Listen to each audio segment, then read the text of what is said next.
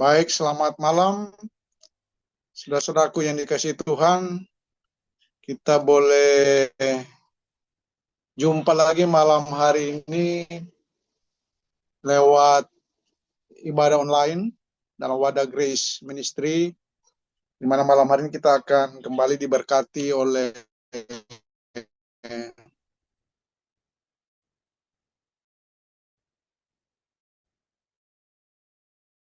yang akan disampaikan oleh hamba Pendeta Amiruddin, Kristologi dalam ucapan syukur Rasul Paulus. Bapak Ibu saudara-saudara yang dikasihi Tuhan, mungkin Pak Sekjen sebelum saya serahkan ke Pak Pendeta langsung, mungkin ada pujian yang bisa kita dengar bersama-sama.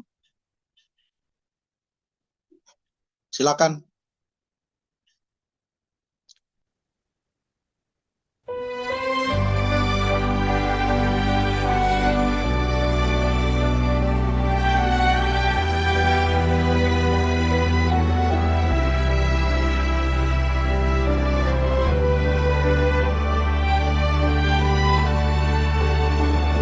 Saat ku bertanya dalam gelap hidupku, mengapa jalan ini harus ku tempuh? Saat ku merasa tak mengerti rencanamu, kau berbisik lembut di hatiku. Aku tanah lihat di tanganmu, kau penjunan yang setia. Walau prosesmu kadang menyakitkan, kasihmu tak pernah berubah. Aku bentukanmu Tuhan, karya indah tangan kasih-Mu. Takkan ku tanya lagi mengapa, sebab Kau tahu yang terbaik bagiku. Aku bentukanmu Tuhan, dibentuk untuk kemuliaan-Mu. Dalam setiap musim hidupku, jadilah kehendak-Mu atasku.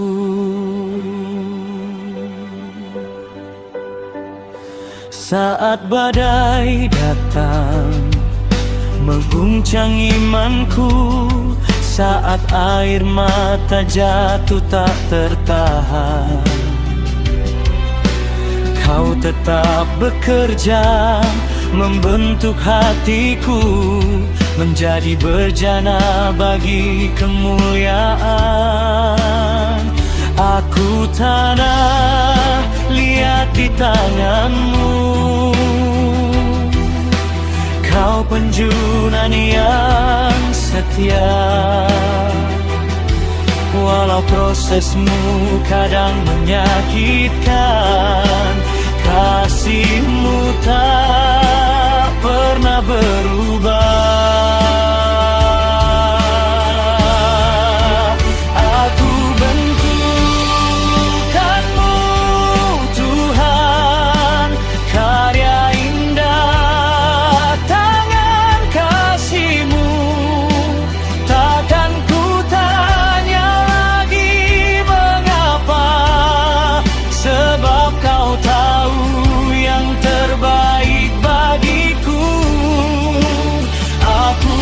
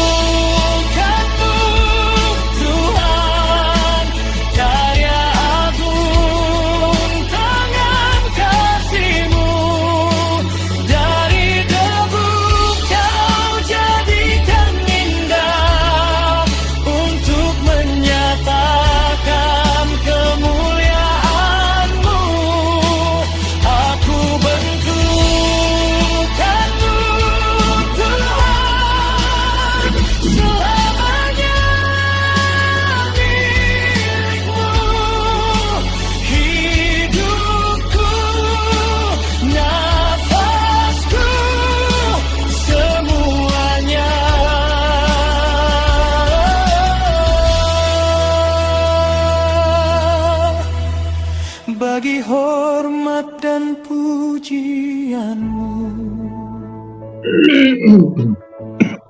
Aku bentukanmu,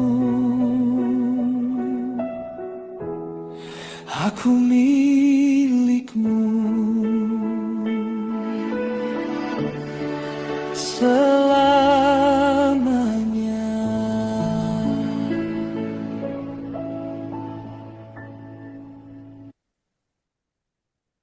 Oke, baik. Selamat malam saudara-saudaraku yang diberkati Tuhan.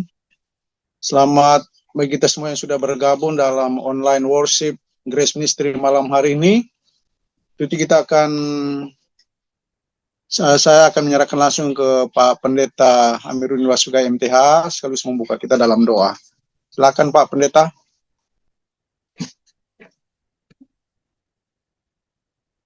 Shalom, selamat malam. Apakah suara saya bisa kedengaran, Bapak Ibu? Bisa Pak Pendeta, jelas. Ya.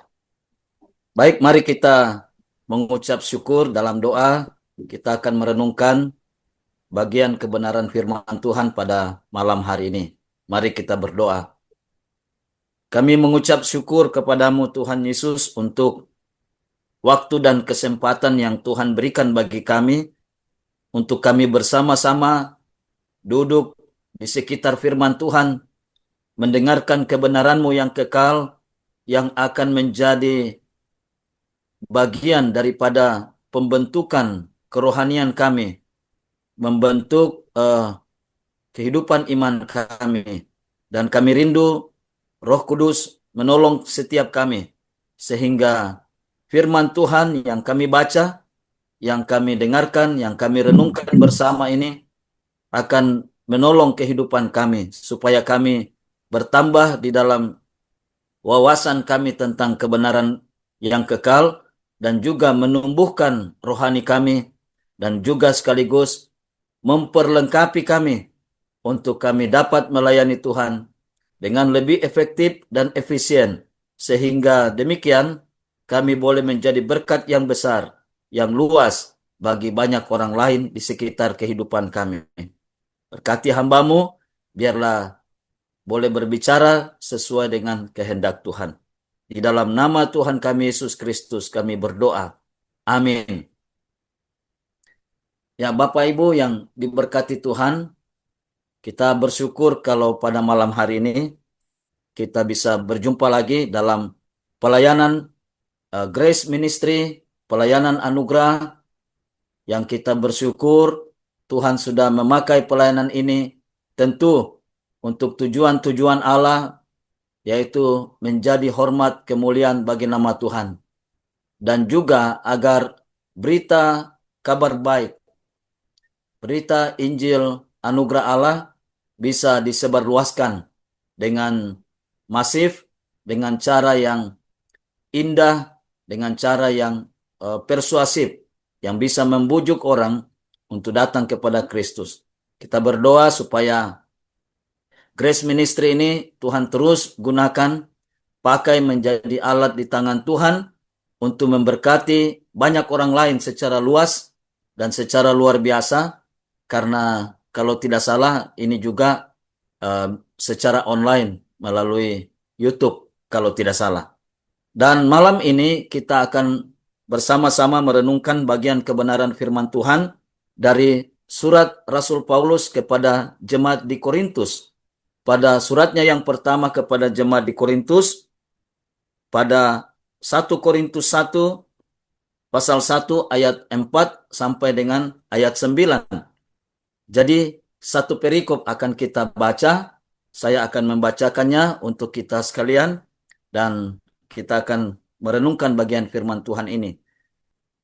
Demikian firman Tuhan, saya membacanya di dalam Alkitab Terjemahan Baru edisi Jilid 2, ucapan syukur, 1 Korintus 1 ayat 4 sampai 9. Aku senantiasa mengucap syukur kepada Allahku karena kamu atas anugerah Allah yang diberikannya kepada kamu dalam Kristus Yesus. Sebab di dalam Dia kamu telah menjadi kaya dalam segala hal, dalam segala macam perkataan dan dalam segala macam pengetahuan, sesuai dengan kesaksian tentang Kristus yang telah diteguhkan di antara kamu. Demikianlah kamu tidak kekurangan dalam karunia apapun, sementara kamu menantikan penyataan Tuhan kita Yesus Kristus. Ia juga akan meneguhkan kamu sampai kepada kesudahannya, sehingga kamu tak bercacat pada hari Tuhan kita Yesus Kristus. Allah yang memanggil kamu kepada persekutuan dengan anaknya Yesus Kristus, Tuhan kita, adalah setia. Bapak Ibu yang diberkati Tuhan, demikian jauh pembacaan firman Tuhan pada malam hari ini. Yang berbahagia setiap kita yang membaca, mendengarkan firman Tuhan, dan juga mengalami firman Tuhan itu dalam hidupnya, dan menerapkannya dalam kehidupan, mengaplikasikannya setiap hari dalam kehidupannya, hari lepas hari. Nah, Bapak Ibu yang diberkati Tuhan, kita hari ini melihat bagian firman Tuhan ini sebagai pendahuluan atau salam pendahuluan daripada Rasul Paulus dalam mengirim suratnya kepada jemaat yang berada di kota Korintus pada masa itu, sekitar 21 abad yang silam, 21 abad yang lalu. Kita melihat bagaimana Rasul Paulus itu orangnya orang yang sangat jenius ya. Saya melihat Paulus sebagai orang yang sangat cerdas, pandai, smart. Dia menguasai berbagai bidang teologi dan dia menguasai berbagai bidang filsafat. Dan kita tahu latar belakang orang-orang di kota Korintus itu sangat mengunggulkan namanya filsafat. Filsafat adalah bagaimana manusia itu mencintai pengetahuan, bagaimana manusia itu mengejar kebenaran melalui upaya-upaya pembelajarannya, upaya-upaya bagaimana dia bisa meneliti atau mengembangkan ilmu pengetahuannya, apa saja mereka pelajari sedemikian rupa sehingga itu menjadi perlombaan atau pertandingan yang hebat di kalangan orang-orang di Korintus. Mereka mengedepankan tentang hikmat atau tentang filsafat, tentang kebijaksanaan, tentang pengetahuan. Nah, memang di satu sisi ini hal yang menarik, Bapak Ibu. Karena kalau kita ingin cerdas, kalau kita ingin kehidupan kita semakin berkembang, ada peningkatan yang signifikan, yang berarti, maka suka tidak suka, mau tidak mau, kita harus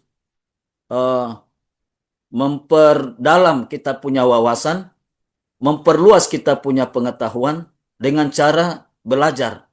Belajar adalah cara yang paling ampuh, khususnya di dalam hal membaca atau literasi.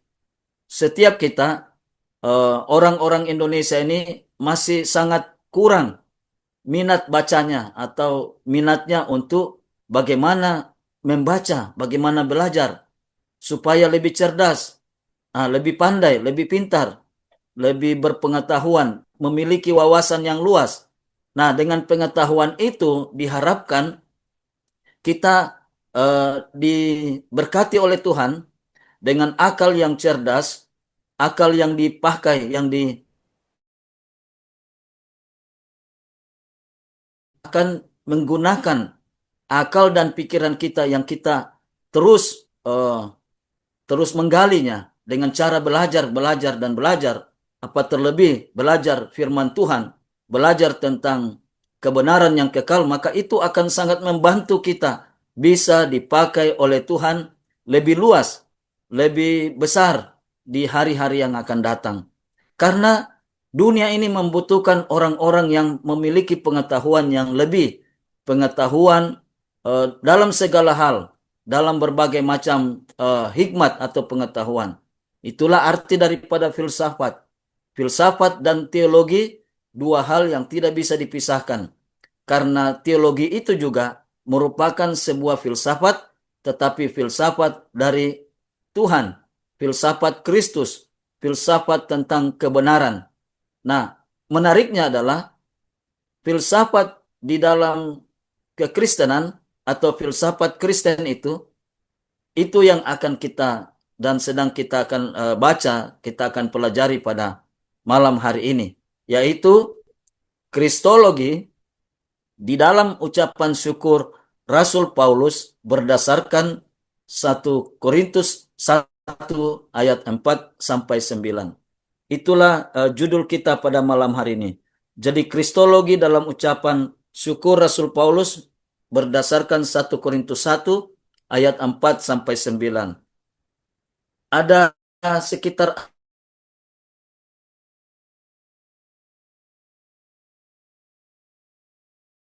dalam salam pendahuluan Rasul Paulus ini sesuatu yang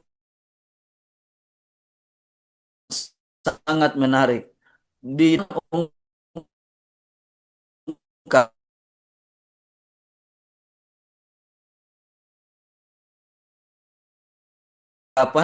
atau pemahaman-pemahaman ilmu yang mempelajari tentang Kristus.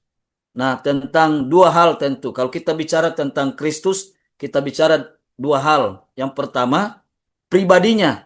Pribadi Kristus. Siapakah Kristus? Dia adalah Allah itu sendiri yang telah menjadi manusia. Itu yang pertama. Yesus Kristus adalah Allah sekaligus dia juga manusia. Dia manusia sekaligus juga dia Allah. Jadi Yesus Kristus adalah Allah manusia atau sebaliknya manusia Allah. Dan itu hal yang unik, hal yang sangat spesial. Tidak ada duanya. Hanya satu orang atau hanya satu pribadi di dalam dunia ini yang memiliki dua sifat, dua nature, yaitu Kristus. Dia memiliki sifat ilahi dan juga sifat insani. Dia memiliki sifat Allah, dia memiliki sifat manusia. Di dalam satu pribadi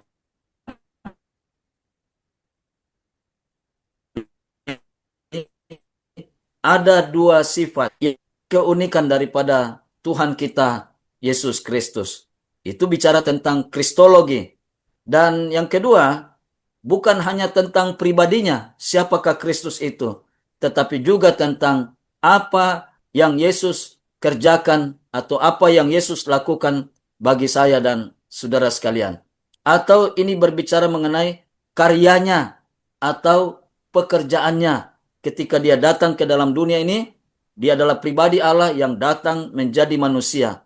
Dan apa yang Yesus lakukan bagi kita, yaitu Yesus rela untuk mati di atas kayu salib, berkorban, rela mati untuk menjalani atas dosa-dosa kita.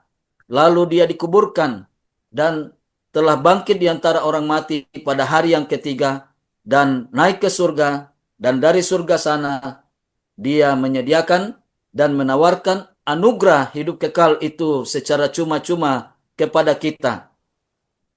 Di mana anugerah hidup kekal itu hanya bisa kita peroleh, kita terima dengan jalan memiliki iman yang menyelamatkan. Apa itu iman yang menyelamatkan? Yaitu definisinya, iman yang menyelamatkan definisinya adalah kita sudah mengenal dan mengandalkan Yesus saja sebagai Tuhan dan Juru Selamat kita untuk memperoleh hidup yang kekal. Nah, itulah iman yang menyelamatkan. Karena ada dua jenis iman. Ada iman yang menyelamatkan dan ada iman yang tidak menyelamatkan. Iman yang menyelamatkan itu adalah iman yang dapat membawa kita ke surga. Sedangkan iman yang tidak menyelamatkan adalah iman yang tidak bisa membawa kita ke surga. Alias kita akan pergi kepada hukuman yang kekal. Karena Alkitab berkata, sebab upah dosa ialah maut. Orang berdosa terancam atau akan dihukum secara kekal di dalam lautan api yang menyala-nyala oleh api dan belerang. Roma 6 ayat 23 berkata demikian, sebab upah dosa ialah maut. Itu kabar buruk. Itu kabar yang tidak enak. Itu kabar yang menyedihkan. Itu kabar yang membawa tangisan yang kekal, yaitu di mana seseorang yang tidak memiliki relasi hubungan pribadi dengan Kristus. Dia akan dipisahkan oleh Allah, terpisah dari Allah untuk selama-lamanya di dalam kematian yang kekal atau hukuman yang kekal di dalam lautan, api, dan belerang. Itu yang kita kenal dengan istilah tempat namanya neraka. Neraka yang kekal. Orang dunia berkata neraka jahanam.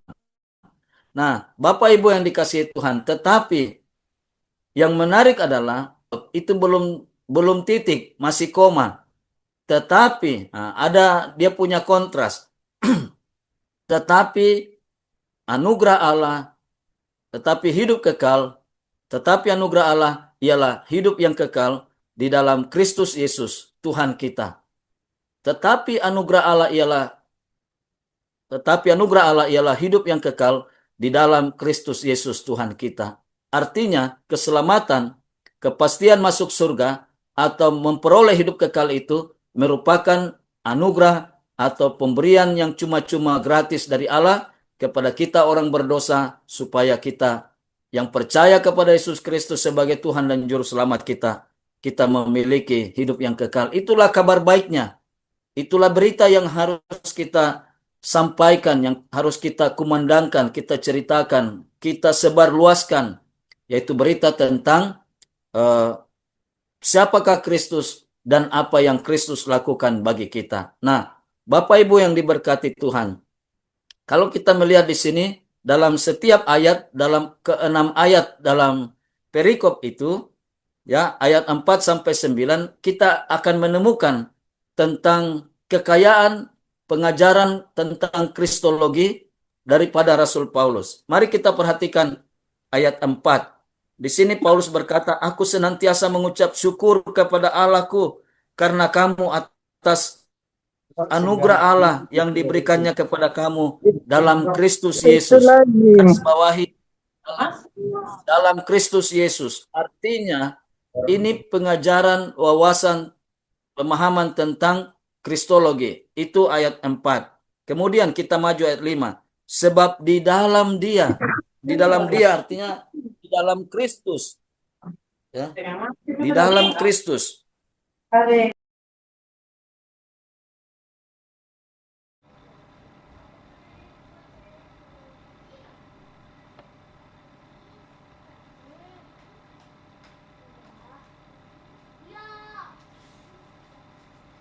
Pendeta mohon unmute dulu, Pak.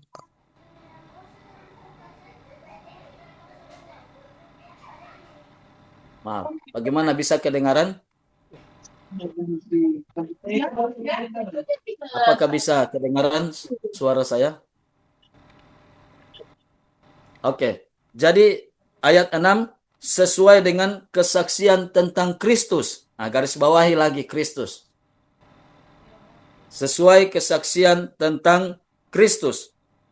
Kemudian ayat 7 berkata, "Demikianlah kamu tidak kekurangan dalam karunia apapun, sementara kamu menantikan penyataan Tuhan kita Yesus Kristus." Rasul Paulus menyebutnya secara lengkap, Tuhan kita Yesus Kristus. Kalau ditanya kepada kita orang Kristen, siapakah Yesus Kristus bagimu? Bagi kita, Kristus adalah Tuhan dan Juru Selamat kita. Di sini dikatakan menantikan penyataan Tuhan kita Yesus Kristus. Ayat 8. Ia juga akan meneguhkan kamu. Allah akan meneguhkan kamu sampai kepada kesudahannya, sehingga kamu tak bercacat pada hari Tuhan kita Yesus Kristus. Diulang lagi frasa itu, ya. Diulang lagi frasa itu. Tuhan kita Yesus Kristus. Kemudian kita lihat ayat 9. Allah Bapa maksudnya nih, ya. Allah Bapa yang memanggil kamu. Ya, jadi kita bisa datang kepada persekutuan dengan Allah di dalam Yesus Kristus. Itu karena Allah memanggil kita. Allah yang memanggil kamu kepada persekutuan dengan anaknya, Yesus Kristus Tuhan kita, adalah setia. Jadi Bapak Ibu yang dikasihi Tuhan, di situ jelas Yesus Kristus Tuhan kita. Ada sebuah buku yang ditulis dengan judul ini. Ditulis oleh tokoh dispensasional tamatan daripada Dallas Theological Seminary, yaitu pernah menjadi presiden Dallas Theological Seminary, bernama John Walford. John Walford menulis judul bukunya Yesus Kristus, Tuhan kita. Berarti diambil dari frasa kalimat ini di dalam 1 Korintus 1 ayatnya yang 9. Jadi Bapak Ibu yang diberkati Tuhan, saya melihat sungguh dalam pemahaman tentang Kristologi yang dimiliki oleh Rasul Paulus. Ini luar biasa. Nah, kalau kita bertanya, siapakah Paulus itu sesungguhnya? Dia adalah dulunya seorang teroris, orang yang menekan, menyiksa, menganiaya, bahkan membunuh orang-orang yang percaya kepada Kristus. Membunuh orang-orang yang mengikuti jalan Tuhan, jalan Kristus. Yang percaya kepada Kristus itu disiksa, dianiaya, dibunuh oleh Rasul Paulus pada masa itu. Tetapi kemudian dia berjumpa pribadi dengan Tuhan Yesus Kristus. Tuhan Yesus Kristus menyatakan anugerahnya, kasih karunia-Nya yang berlimpah-limpah kepada Saulus ini. Sehingga Tuhan memanggil dia kepada satu pertobatan pribadi. Maka ketika dia berjumpa pribadi dengan Kristus, hidupnya diubahkan oleh Tuhan. Hidupnya berubah dari dulu seorang teroris yang menganiaya, menyiksa, dan bahkan membunuh orang Kristen. Tetapi setelah dia percaya kepada Kristus secara pribadi, dia bertobat, dia menjadi percaya, akhirnya Tuhan memanggil dia dan mengutus dia menjadi seorang pemberita Injil, pemberita tentang Kristus, yang pergi memberitakan Kristus, yang mempengaruhi seluruh dunia ini. Dunia bangsa-bangsa lain di luar Yahudi itu bisa mendengarkan kabar baik tentang Injil keselamatan di dalam Kristus, tentang Injil anugerah Allah, itu melalui Rasul Paulus. Jadi dia menjadi seorang utusan Injil atau misionaris. Jadi dulu dia seorang teroris yang berubah menjadi seorang misionaris. Dulu mau melenyapkan nama Kristus, membungkam, mendiamkan, atau menghilangkan berita tentang Kristus. Tetapi sejak pertobatannya, maka dia menjadi pemberita tentang Kristus. Nah, Bapak Ibu yang diberkati Tuhan, ini sesuatu yang luar biasa. Jadi Paulus adalah seorang rasul yang sangat pandai dan sangat tahu berterima kasih. Itu sebabnya dia di dalam salam pendahuluannya kepada jemaat Korintus, dia mau mengungkapkan kesaksiannya secara pribadi bahwa ia mengucap syukur kepada Tuhan. Dan itulah yang menjadi pembelajaran bagi kita, bahwa di dalam ucapan syukur Rasul Paulus ini, dia mengungkapkan sekaligus tentang pengajarannya mengenai Kristus, kristologi, ilmu tentang Kristus yang sangat dalam, sangat luar biasa, sangat spektakuler, sehingga saya belum pernah melihat orang yang memahami lebih jauh tentang Kristus kecuali daripada Rasul Paulus. Jadi Paulus adalah rasul yang penuh dengan ucapan syukur. Nah, Bapak Ibu, mengapa kita penting melihat pengajaran-pengajaran tentang kristologi daripada Rasul Paulus ini? Kita bisa belajar dari 13 surat daripada Rasul Paulus, sehingga kita memahami tentang teologi kristologi, teologi tentang Kristus, pengajaran tentang Kristus yang disampaikan oleh Rasul Paulus dalam tulisan-tulisan surat-suratnya itu sangat penting untuk kita pelajari, untuk kita mengetahui lebih jauh, lebih dalam, lebih luas, supaya kita memiliki hikmat, pengetahuan, kebijaksanaan tentang Allah di dalam Kristus. Bahwa Kristus adalah Allah itu sendiri. Dan itulah yang menjadi pokok iman kita. Kristus adalah pokok atau objek iman kita. Nah, orang Kristen adalah orang yang beriman kepada Yesus Kristus sebagai Tuhan dan Juru Selamat. Jadi, mengapa kristologi itu sangat urgent, sangat krusial, sangat penting di dalam kehidupan orang Kristen? Orang Kristen artinya dia adalah milik Kristus, tidak bisa dipisahkan daripada Kristus. Karena orang Kristen adalah orang yang hidupnya telah memiliki relasi hubungan pribadi dengan Kristus secara spesial, secara khusus. Terjadi apa yang disebut dengan menyatu dengan Kristus. Union with Christ. Kita bersatu dengan Kristus. Kristus di dalam kita dan kita di dalam Kristus. Ini dua hal yang tidak boleh terpisahkan dan tidak akan pernah terpisahkan sampai kapanpun. Karena relasi dengan Kristus itu adalah relasi yang sifatnya bukan sementara, tidak temporal, tetapi sifatnya permanen atau sifatnya menetap sekali dan untuk selama-lamanya. Nah, oleh karena itu, Kristus itu harus menjadi pokok pengajaran kita. Dikatakan bahwa sebuah mimbar tidak bisa dikatakan itu seseorang itu berkhotbah apabila dia tidak berbicara tentang Kristus dan salibnya. Tentang Kristus dan salibnya. Kita harus ingat, itulah perbedaan antara khotbah dan pidato. Pidato artinya seseorang menyampaikan pokok-pokok yang sifatnya umum atau berita yang sifatnya umum. Sedangkan kalau khotbah adalah, mimbar khotbah adalah menyampaikan pokok-pokok berita yang khusus, yaitu tentang Kristus dan salibnya. Dan inilah yang dimaksud dengan Injil, yang memiliki kuasa Allah atau dinamit, kuasa Allah yang sanggup mengubah kehidupan seseorang dari dia tidak percaya kepada Kristus. Tetapi ketika mendengar berita Injil, Injil adalah kekuatan Allah yang menyelamatkan setiap orang yang percaya. Orang itu mendengar Injil, Roh Kudus menyentuh hatinya, kemudian dia tergerak hati untuk rindu memahami bahwa dia adalah orang berdosa, dia adalah orang yang membutuhkan juru selamat, dan dia harus datang kepada Yesus Kristus sebagai Tuhan dan juru selamatnya, sehingga dia menyerahkan hidupnya kepada Kristus. Maka di saat itulah hari saat di mana dia menerima Kristus, membuka hatinya dan menerima Yesus Kristus sebagai Tuhan dan juru selamatnya, hari itulah dia sungguh-sungguh diselamatkan. Itulah yang dimaksud dengan seseorang memiliki relasi hubungan pribadi dengan Kristus. Nah, itu sebabnya penting bagi kita orang Kristen harus terus belajar tentang Kristus.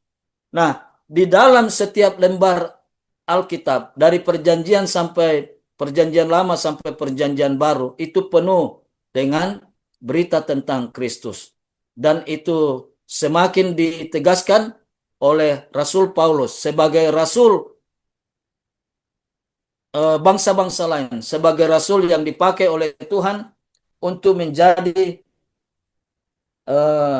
rasul bagi orang-orang bukan Yahudi, rasul bagi segala bangsa. Nah, Bapak Ibu yang diberkati Tuhan, jadi bukan hanya Kristus sebagai objek iman kita, tetapi juga isi berita kita atau pokok berita kita. Jatuh bangunnya seseorang dalam kehidupannya secara rohani tergantung dari relasinya dengan Kristus. Kalau dia tidak punya relasi dengan Kristus, Raja Salomo berkata, kitab pengkhotbah mengatakan bahwa segala sesuatunya dalam hidup orang itu adalah sia-sia karena tidak punya relasi dengan Kristus. Jadi sangat penting memiliki relasi hubungan pribadi dengan Kristus. Saya meyakini setiap orang yang memiliki relasi pribadi, hubungan pribadi yang sangat intim dengan Kristus, sangat menyatu dengan Kristus, maka orang itu kehidupannya akan diubahkan. Siapapun, kita bisa melihat contoh-contoh di dalam Alkitab begitu banyak, bertebaran contoh dalam Alkitab. Setiap pribadi yang mengenal Kristus secara pribadi, kehidupannya diubahkan. Dan yang paling luar biasa, paling dramatis adalah Paulus. Dia bagaimana dulu tidak punya hubungan dengan Kristus. dulu berusaha untuk menghancurkan kekristenan dan menghancurkan orang Kristen, menghancurkan berita Injil.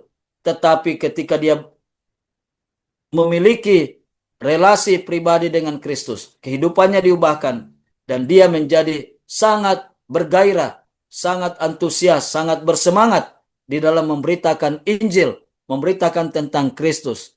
Bapak Ibu yang dikasihi Tuhan, kita tidak bisa meremehkan berita Injil. Karena dalam berita Injil itulah kekuatan kita, dalam pemberitaan kita itulah yang menyebabkan banyak orang yang menjadi percaya kepada Kristus. Sehingga kekristenan bisa bertumbuh, berkembang, dan gereja-gereja bisa bertambah, terjadi multiplikasi, pelipat gandaan secara rohani. Baik jiwa-jiwa yang bertambah yang sudah percaya kepada Kristus, maupun gereja-gereja baru yang dirintis, yang berkembang sedemikian rupa. Di mana-mana terjadi gerakan, movement everywhere. Di mana-mana terjadi gerakan, karena berita tentang Injil Kristus itu diberitakan. Nah, pertanyaan bagi kita, apakah yang menjadi alasan Rasul Paulus di dalam ucapan syukurnya? Mengapa Rasul Paulus mengucap syukur? Mari kita melihat di dalam ayat 4. Itu yang pertama, kita lihat. Dia berkata, aku senantiasa mengucap syukur kepada Allahku karena kamu atas anugerah Allah yang diberikannya kepada kamu dalam Kristus Yesus. Ini hal menarik, bahwa Rasul Paulus mengucap syukur atas anugerah Allah di dalam Kristus Yesus, baik secara pribadi yang dialami oleh Rasul Paulus sendiri, tetapi juga bagi pribadi-pribadi di dalam jemaat di Korintus yang sudah mendengarkan berita Injil, kabar keselamatan di dalam Kristus, sehingga mereka telah menjadi percaya kepada Kristus. Dan tentu kehidupan mereka juga diubahkan oleh Kristus, diubahkan oleh berita Injil, sehingga mereka menjadi percaya kepada Kristus dan hidup di dalam mengasihi Tuhan, mengasihi Kristus, dan melayani Kristus dalam kehidupan mereka.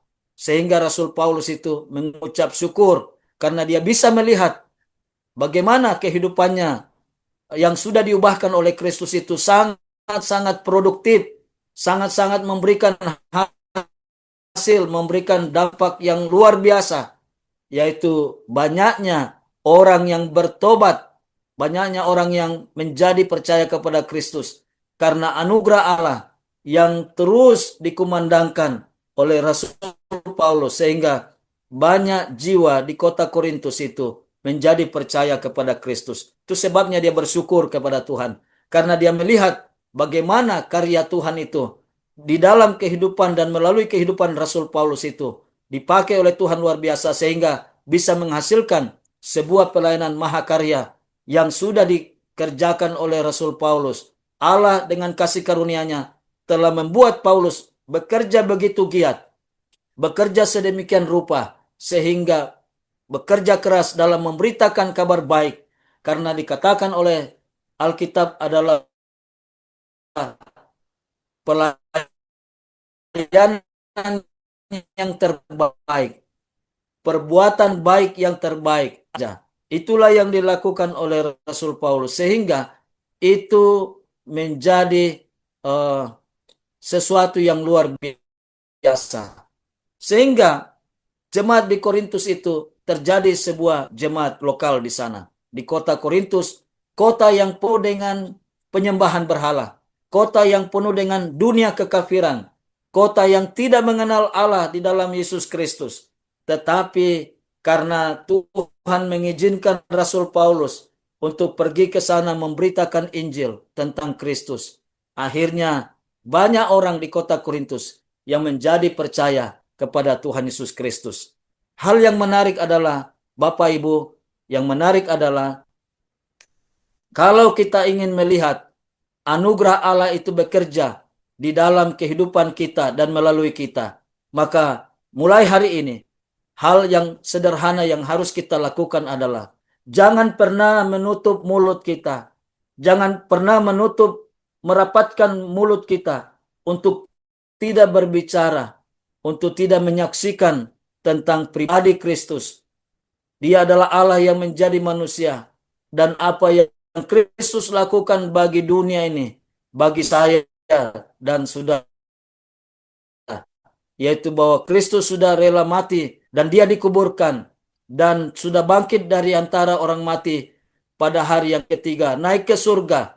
Dari surga sana dia menyediakan dan menawarkan anugerah hidup kekal itu secara cuma-cuma, di mana anugerah hidup kekal itu hanya kita bisa terima dengan iman yang menyelamatkan, yaitu kita sudah mengandalkan Yesus saja sebagai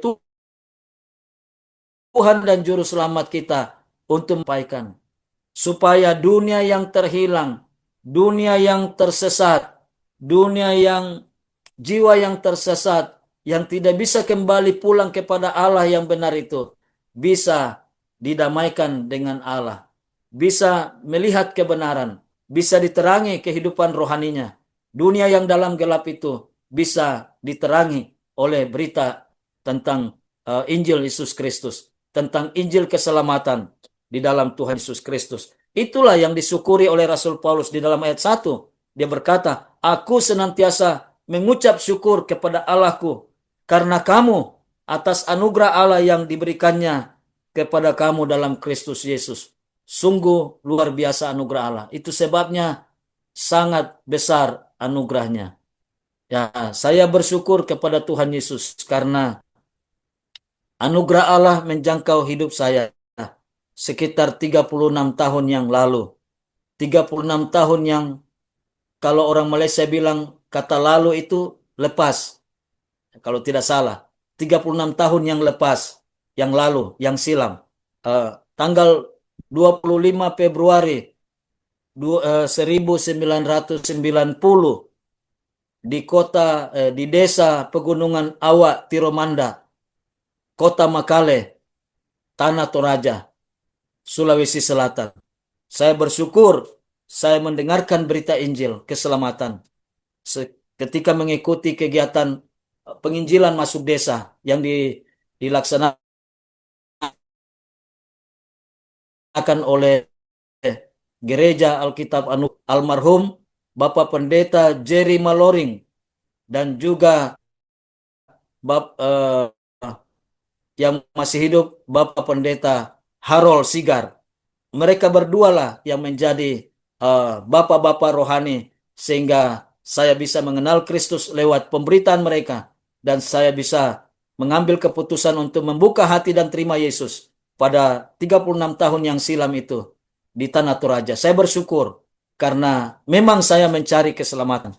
Tetapi di beberapa tempat saya mencari, saya tidak menemukan berita Injil yang sesungguhnya. Tapi nanti tanggal 25 Februari 1990 oleh kedua hamba Tuhan tersebut, saya menerima Kristus. Roh Kudus menggerakkan hati saya untuk membuka hati dan terima Yesus pada hari itu. Sehingga dari situlah saya meyakini bahwa hidup saya sungguh-sungguh diselamatkan. Itulah yang membuat saya bersuka cita. Itulah juga yang membuat saya mengucap syukur kepada Tuhan. Seperti Rasul Paulus, dia bersyukur bahwa anugerah Allah yang diberikannya kepada kamu dalam Kristus Yesus ini sungguh luar biasa. Itu yang pertama, Bapak Ibu.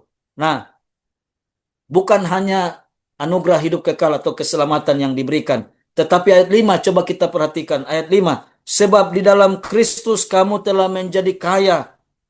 Kekayaan orang-orang percaya di Korintus bukan hanya kekayaan secara rohani, ya, secara pemahaman tentang Kristus. Tetapi kekayaan mereka sungguh luar biasa juga. Diberikan hikmat oleh Tuhan. Di situ dikatakan, kamu kaya dalam segala hal, dalam segala macam perkataan, dan dalam segala macam pengetahuan.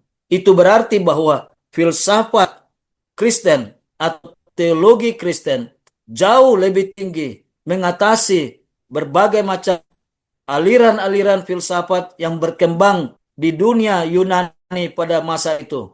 Paulus berkata, kamu sesungguhnya lebih di atas, kamu sesungguhnya lebih memimpin daripada semua filsafat yang ada di kota Korintus pada masa itu. Semua filsafat yang tidak dibangun berdasarkan Kristus, itu merupakan filsafat yang sia-sia, filsafat yang tidak berguna untuk kehidupan yang kekal. Tidak ada sama sekali gunanya, tidak ada kaitannya, hanya bisa dipakai untuk kehidupan yang sementara di dunia ini. Itu pun kehidupan itu sia-sia karena tidak memuliakan Kristus, tetapi memuliakan diri manusia itu sendiri. Karena filsafat humanisme menekankan bahwa manusia adalah segala-galanya. Padahal di dalam kekristenan, filsafat Kristen adalah Kristus adalah segala-galanya, bukan manusia. Nah, itulah perbandingannya, perbedaannya.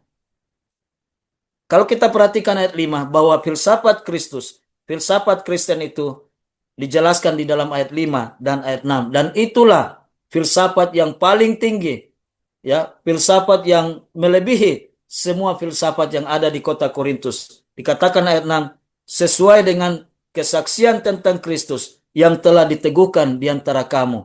Ini luar biasa. Jemaat Korintus itu orang-orang yang sudah memiliki Kristus. Paulus berkata, kamu itu orang yang kaya. Kaya dalam segala hal. Bukan hanya dalam hal rohani.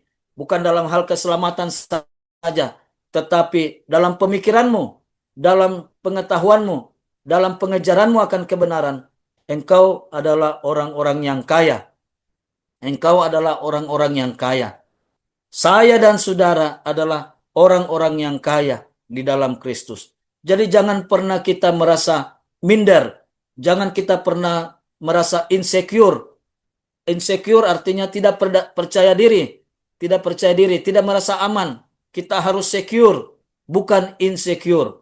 Nah, kenapa kita tidak boleh insecure? Karena kita memiliki pokok iman dan pokok berita is the best, yang terbaik, yang dunia ini tidak miliki, yang dunia ini mencarinya, yang dunia ini merindukannya, yang dunia ini haus akan kasih Allah. Kita harus memberitakan kebenaran tentang Kristus itu kepada dunia yang hilang ini, supaya mereka bisa memiliki pengharapan yang kekal di dalam Kristus, sehingga kehidupan mereka tidak akan menjadi sia-sia lagi. Dulu sia-sia di luar Kristus, hidup sia-sia. Di luar Kristus, nikmat membawa sengsara. Tetapi di dalam Kristus, sekalipun sengsara, itu akan membawa nikmat. Rasul Paulus berkata, karena itu saudara-saudaraku yang kekasih, berdirilah teguh, jangan goyah, dan giatlah selalu dalam pekerjaan Tuhan. Sebab kamu tahu, dalam persekutuanmu dengan Tuhan, jerih payahmu tidak percuma, tidak sia-sia. Di sini kita melihat bahwa di dalam Kristus, hidup itu tidak sia-sia. Hidup itu bermakna, hidup itu berarti, hidup itu bisa menjadi berkat bagi orang lain. Nah, oleh karena itu, sekiranya ada di antara kita yang mendengarkan kebenaran ini pada malam ini, belum memiliki Kristus dalam kehidupannya, baiklah, ambillah keputusan untuk datang kepada Kristus. Berdoalah, undanglah Kristus dalam kehidupan saudara. Katakanlah, Tuhan Yesus, saya orang berdosa. Saya memerlukan Engkau. Dan mulai hari ini, saya mengundang Engkau. Masuklah ke dalam hatiku. Ampunilah dosa-dosaku. Sucikanlah hatiku. Bentuklah saya menjadi seorang pribadi yang berkenan kepadamu. Saya berterima kasih karena semua dosa saya sudah diampuni. Saya bersyukur karena saya tahu bahwa kapanpun, dimanapun, dan bagaimanapun caranya saya meninggal dunia kelak, saya yakin saya pasti masuk surga. Itulah pengharapan kita di dalam Kristus. Dan itulah menjadi alasan pertama Rasul Paulus mengucap syukur. Yang kedua, kalau kita perhatikan, ya kita sudah melewati yang kedua. Yang pertama tadi mengucap syukur karena anugerah Allah di dalam Kristus. Yang kedua, tadi kita sudah lewati, yaitu di dalam Kristus kita menjadi kaya. Jadi orang Kristen adalah orang yang kaya, bukan orang yang miskin. Kita adalah orang yang kaya. Itu yang kedua, tadi ayat 5. Minta maaf. Ayat 5 dan 6 itu artinya kita kaya di dalam Kristus. Ayat 7 juga dikatakan. Jadi di dalam ayatnya yang keempat, kita menerima anugerah hidup kekal, keselamatan itu. Tetapi di dalam ayat 7, bagian daripada kekayaan kita di dalam Kristus secara iman, secara rohani, secara spiritual, yaitu kita juga diberikan oleh Tuhan second blessing, karunia yang kedua. Apa itu karunia yang kedua? Yaitu kapasitas, kemampuan, kompetensi untuk kita bisa mampu, sanggup, bisa melayani Tuhan dengan kesanggupan rohani yang kita miliki.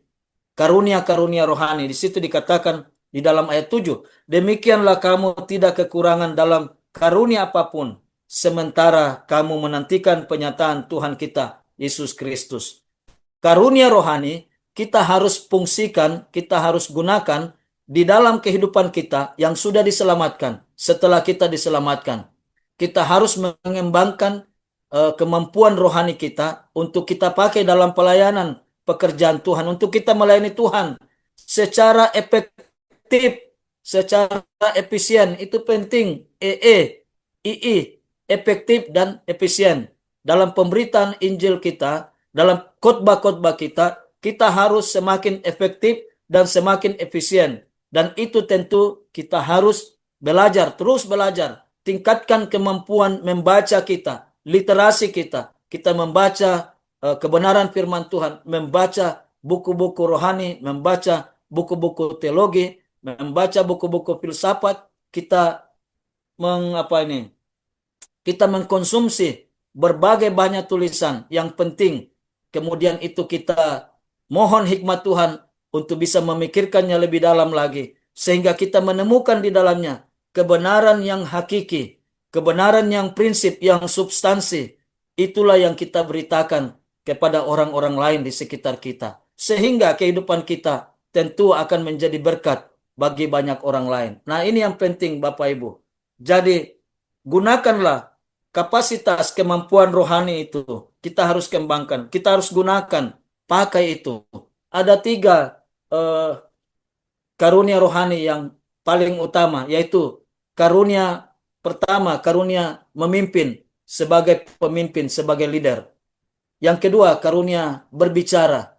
Berbicara artinya bisa berkhotbah, bisa menasihati, bisa berceramah, bisa memberitakan Injil, ya, berbicara, karunia berbicara. Dan yang ketiga adalah karunia melayani. Ini lebih kepada bagaimana menyentuh sesama kita dengan kasih dan dengan sayang. Dengan kasih sayang. Bagaimana kita melayani sesama kita di sekitar kita yang membutuhkan pertolongan secara hal yang lahiriah, yang jasmani. Nah, itu yang disebut dengan karunia melayani. Kita melakukan karunia melayani untuk menuntun orang yang kita layani itu, supaya mereka melihat kasih Kristus yang kita sudah miliki, agar ditunjukkan, ditampilkan kepada mereka, menyentuh hidup mereka, sehingga mereka ada daya tarik, ada ketertarikan yang kuat untuk mengenal lebih jauh tentang iman kita di dalam Kristus. Sehingga ada tiba waktu, tiba masa kesempatan untuk kita bisa berbagi Injil, menceritakan tentang Kristus kepada orang yang kita layani secara diakonia. Jadi ada 3 karunia besar itu. Karunia memimpin, karunia berbicara, dan karunia melayani. Nah, Bapak Ibu yang diberkati Tuhan, itu yang kedua. Dan yang ketiga, kita lihat mengapa Rasul Paulus mengucap syukur. Ayatnya yang ke-8.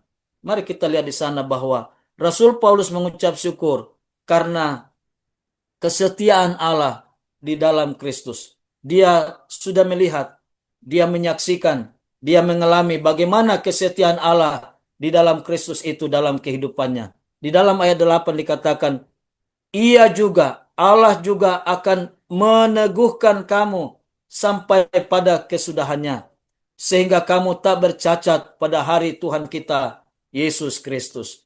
Nah, Bapak Ibu yang diberkati Tuhan, puncak daripada segala kehidupan spiritual kita, puncak titik kulminasi dari segala tujuan-tujuan iman kita adalah berfokus, berpuncak pada kedatangan Tuhan kita Yesus Kristus. Kita akan selesai melayani Tuhan di dunia ini ketika Kristus sudah datang. Atau ketika kita meninggalkan dunia ini, meninggal dunia, selesailah tugas dan tanggung jawab kita. Sesungguhnya pelayanan itu adalah hak istimewa yang Tuhan berikan di dalam hidup kita. Jadi setiap kita punya hak untuk melayani Tuhan Siapapun kita yang percaya kepada Kristus, kita diberikan hak untuk bisa melayani Tuhan dengan mengembangkan talenta-talenta rohani, karunia-karunia rohani, atau spiritual gift, pemberian rohani yang Allah berikan kepada kita, bahwa setiap orang Kristen, setiap orang percaya, kita diberikan minimal satu karunia rohani, yaitu minimal ini ya. Ada yang dua, ada yang tiga, ada yang lebih. Dia banyak diberikan Tuhan karunia rohani, dipercayakan Tuhan karunia rohani yang banyak. Dan itu harus difungsikan, harus dipakai, harus digunakan sebagai skill, sebagai keterampilan rohani kita untuk kita pakai dalam pelayanan. Sehingga kalau itu kita kembangkan, itu bisa menjadi berkat, bermanfaat besar bagi banyak orang lain di sekitar kita. Sehingga kehidupan orang lain di sekitar kita bisa ditolong secara rohani.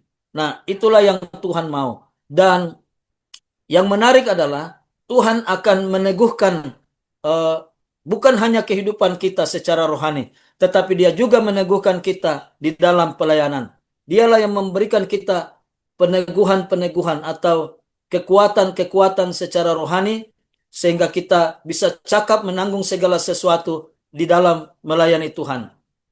Banyak tantangan, banyak problema, banyak kesukaran, kesulitan, banyak hal-hal yang tidak nyaman, tidak mengenakan bagi kita di dalam pelayanan. Tetapi yang menarik adalah jangan pernah jangan pernah merasa sedih, jangan pernah merasa kecewa, karena Tuhan Allah kita di dalam Yesus Kristus, Dialah yang memberikan kepada kita peneguhan, meneguhkan kita, menguatkan kita, mengokohkan iman kita, sehingga kita bisa bertahan menghadapi banyaknya tantangan-tantangan di dalam pelayanan.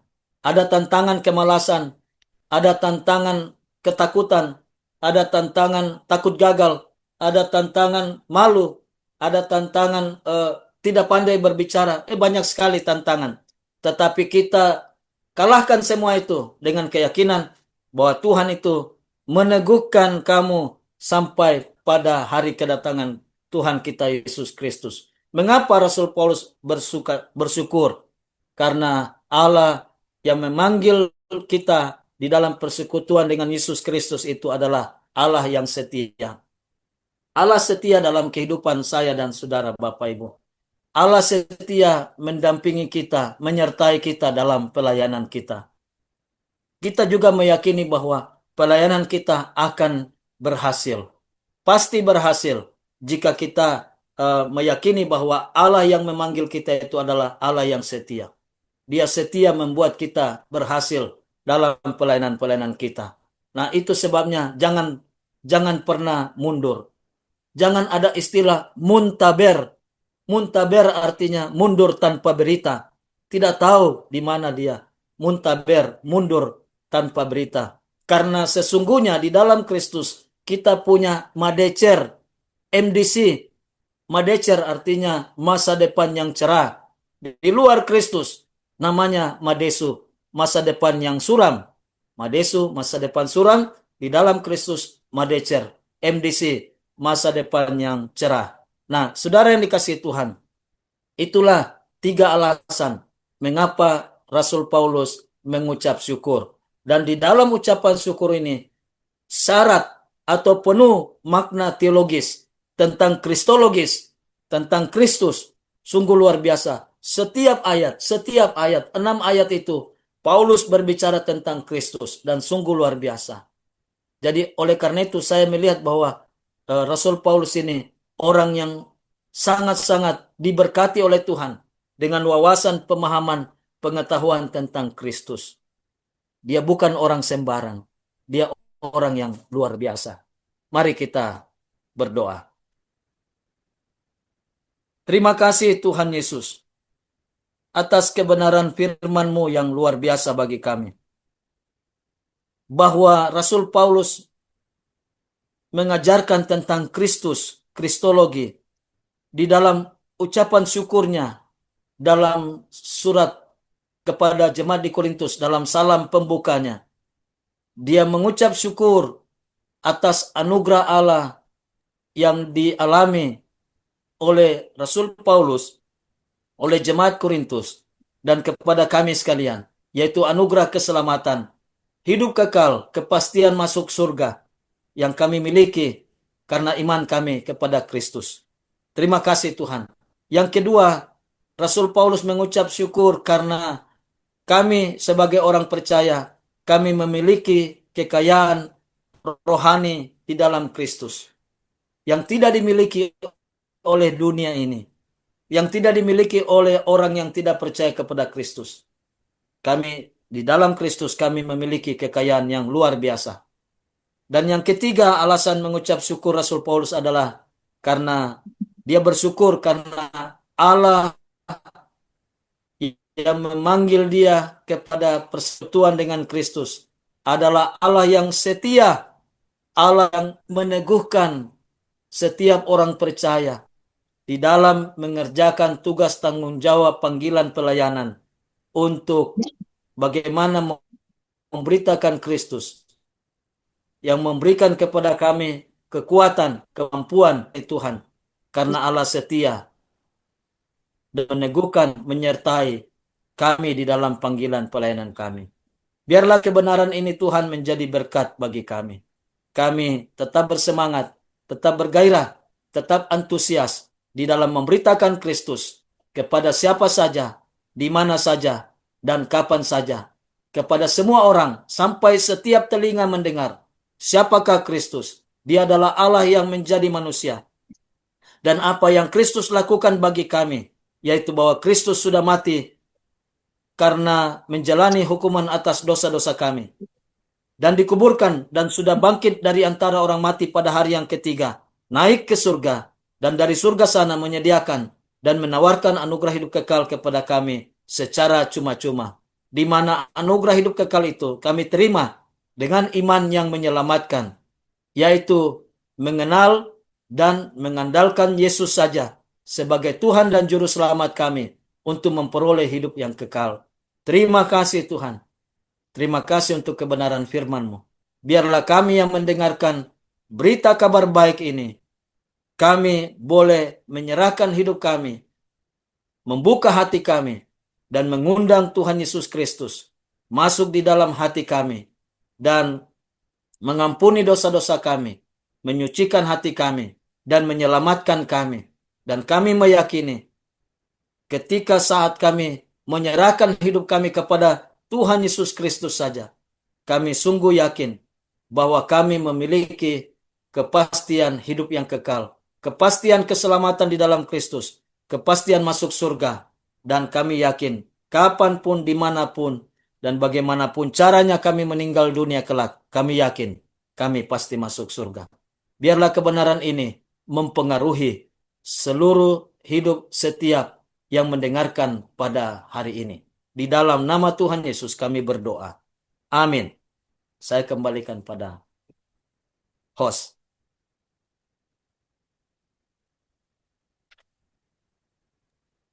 Unmute dulu Pak Wi.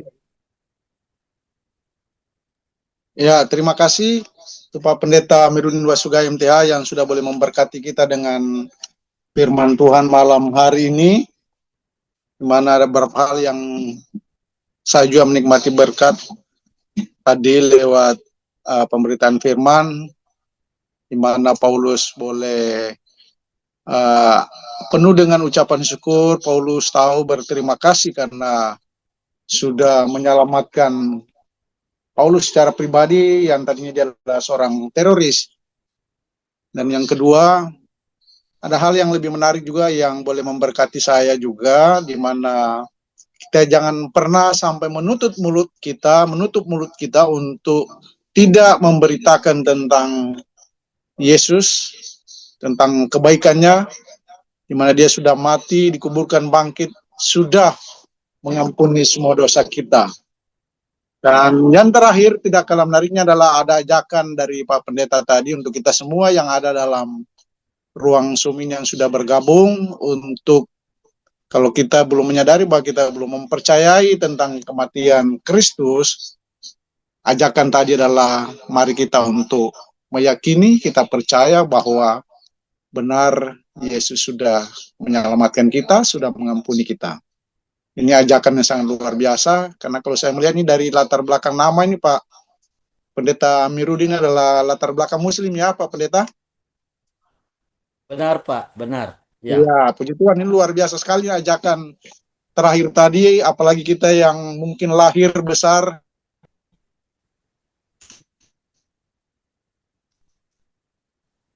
dalam keluarga yang sudah bergen mendengar ajakan tadi ini untuk kita ya, jadi kini belum mempercayai akan kematian Kristus di salib. Mari malam hari ini kita merenungkan bagian untuk sudah boleh lagi berkata oleh Pak Pendeta Amiruddin Wasugai MTH. Ibu saudara Tuhan, sebelum kita mungkin ada penyampaian dari Pak Sekjen Grace Ministry, kami persilakan. Ya, baik. Terima kasih, Pak Pak. Walda, silakan. Ada hal yang boleh disampaikan sebelum kita tutup? Iya, terima kasih, Pak. Bisa dengar ini? Oke. Kami menyampaikan mohon maaf pertama kepada para partisipan ya. Sekalipun kita terjadi pergantian link, sehubungan link kami yang biasa Grace Ministry gunakan itu sudah di-share ya oleh beberapa saudara dan juga oleh Bung Yoram. Karena Bung Yoram itu adalah bagian publikasi. Terima kasih Bung Yoram. Dan terjadi kesalahan dan mengambil langkah untuk mengubah link dengan menggunakan link yang lain. Tetapi nanti minggu depan kami segera memperbaikinya dan kami akan menggunakan link yang sama seperti pada awalnya.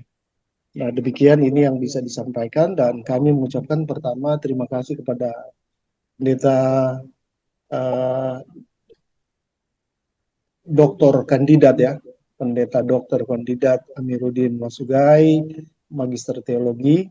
Nah, mungkin dalam waktu dekat beliau akan menyelesaikan S3-nya, program S3 doktoral. Kita doakan juga supaya ini bisa diselesaikan dalam waktu dekat dan terima kasih untuk pelayanan malam hari ini dan kiranya Tuhan Yesus memberkati pelayanan Pendeta Amiruddin Wasugai di Jemaat Gereja Alkitab Anugerah Palu. Seperti yang tadi sudah dikatakan bahwa di awalnya beliau mengalami kendala yang luar biasa, tetapi segala perkara dapat kutanggung di dalam Kristus yang memberikan kekuatan. Bukan begitu Pendeta ya? Dan hingga kini Jemaat Palu begitu berkembang pesat. Kita doakan jadi ada jemaat-jemaat lokal dalam pengertian ada Gereja Alkitab Anugerah di Palu, ada Gereja Alkitab Anugerah di Manado dan seterusnya. Bahkan ada juga gereja-gereja yang lain. Nah, itu gereja lokal gitu ya. Tetapi kalau kita bicara dalam konteks gereja secara universal, maka tidak lagi membedakan lokal-lokal yang ada. Seperti GAA di kota ini, di kota itu, dan sebagainya. Tapi ada seluruh komponen anak Tuhan yang menjadi anggota tubuh Kristus itu memainkan peran untuk menyampaikan Injil keselamatan kepada dunia. Dan saudara bisa bayangkan seperti tadi dalam khotbah itu ada banyak juga orang-orang yang sebenarnya sedang antri, ya antri bukan menuju pada surga tetapi sedang menuju pada hukuman kebinasaan. Jadi mereka dihukum bukan karena dosa tetapi karena mereka menolak karya anugerah Allah yang telah dicurahkan lewat kematian anak tunggalnya di kayu salib. Nah, itu yang tadi disampaikan dan terima kasih pendeta sekali lagi. Dan kami menyampaikan terima kasih untuk Kapten Jenri Adisa Putra Gandaria dan kami menyampaikan terima kasih untuk Pastor Wilmar Yanis Magister Teologi yang sudah memandu kita menjadi moderator dan kiranya Tuhan memberkati. Berkati juga untuk Ibu Ariance ya. Saya tidak mohon maaf Bu karena tadi memang di kamera saya itu terlihat seperti Laki-laki. beda ya. Tapi rupanya ini saya lihat ini umur-umur kelihatan masuk di umur 30-an ini. Eh, Ya, oh, haleluya. amin. Puji Tuhan. Itu dia. Toleransi Jadi, pendeta.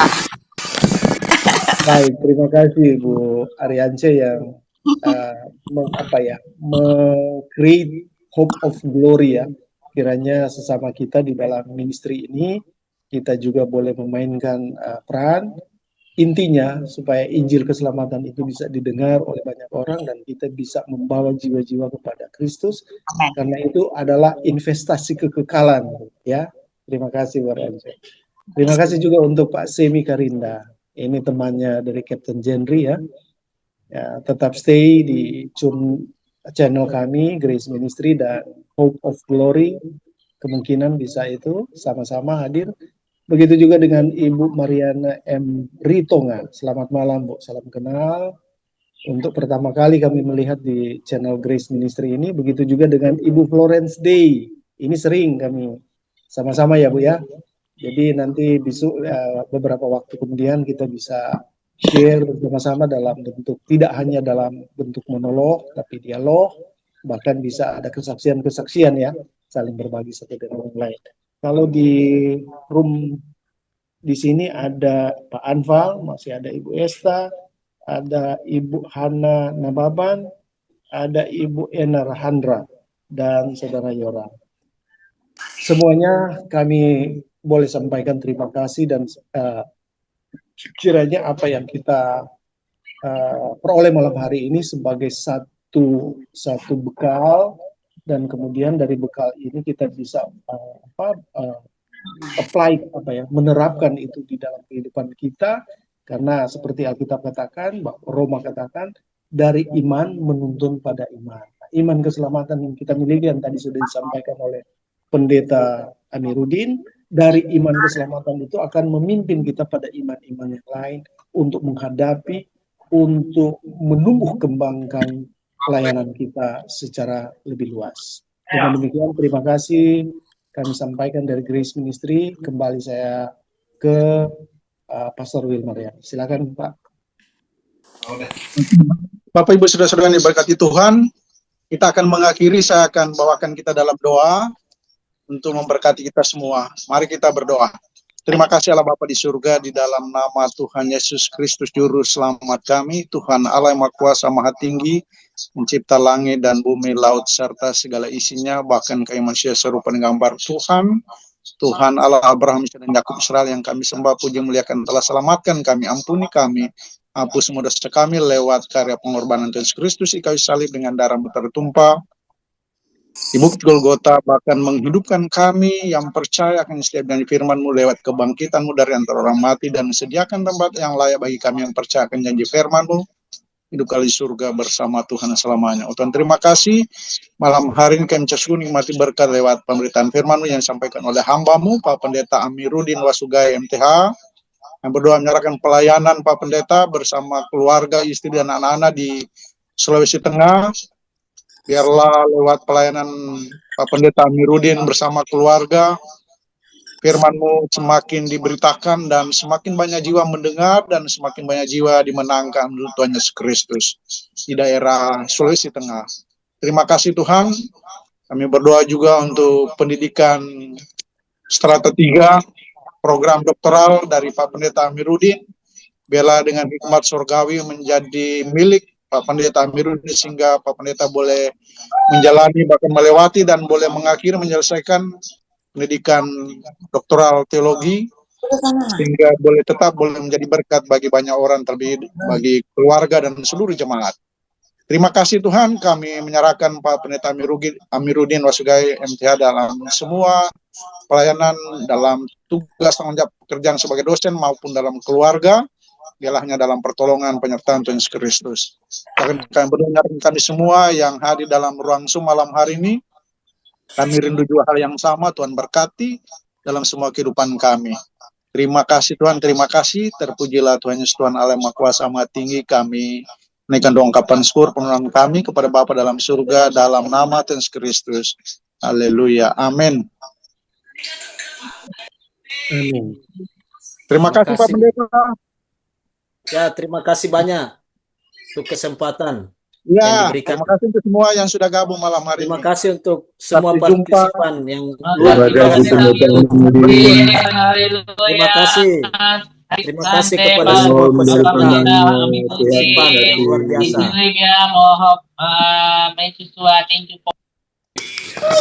Terima Tuhan kasih, Tuhan memberkati. berkati.